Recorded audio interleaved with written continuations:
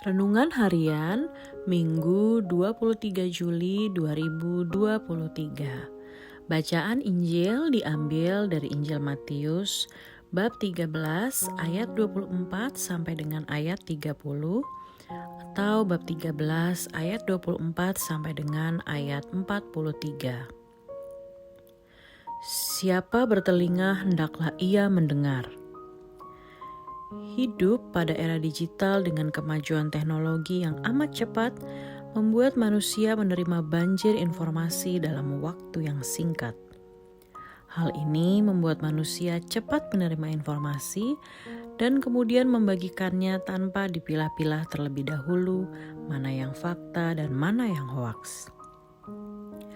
Banyak orang menjadi pribadi yang reaktif, yang mudah terbawa amarah atau mudah tersinggung karena pengaruh kecepatan informasi dan kedangkalan berpikir sehingga membuat hidup mengalir begitu saja.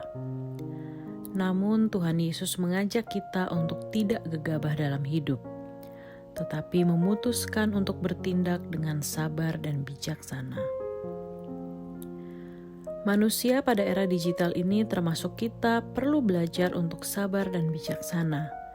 Sabar adalah saat kita memberi waktu untuk mengamati, mendengarkan dengan seksama, membaca situasi dan belajar memahami sesama serta lingkungan kita.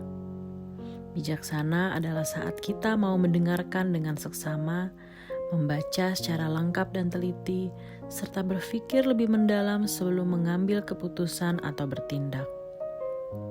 Kita dapat mengikut sertakan Roh Kudus agar dapat memaknai hidup kita lebih dalam. Akhirnya, kita dapat berdoa kepada Tuhan dan hidup dalam tuntunan Roh Kudus. Marilah kita berdoa dalam nama Bapa dan Putra dan Roh Kudus. Amin. Tuhan Yesus, ajarlah kami untuk mengikut sertakan Roh Kudus dalam hidup, sehingga kami sabar dan bijaksana dalam hidup ini. Amin. Dalam nama Bapa dan Putra dan Roh Kudus. Amin. Tuhan Yesus memberkati kita semua.